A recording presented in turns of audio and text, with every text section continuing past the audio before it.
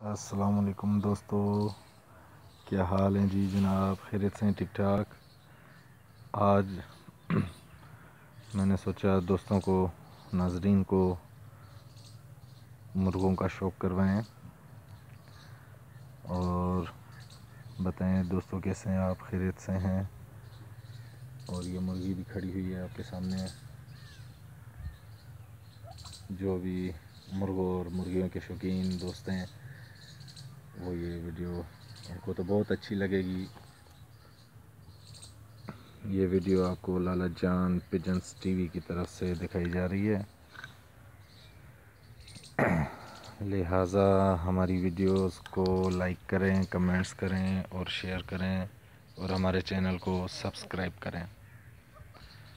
हमें बताइएगा कि ये मुर्गा और मुर्गी आपको कैसे लगे।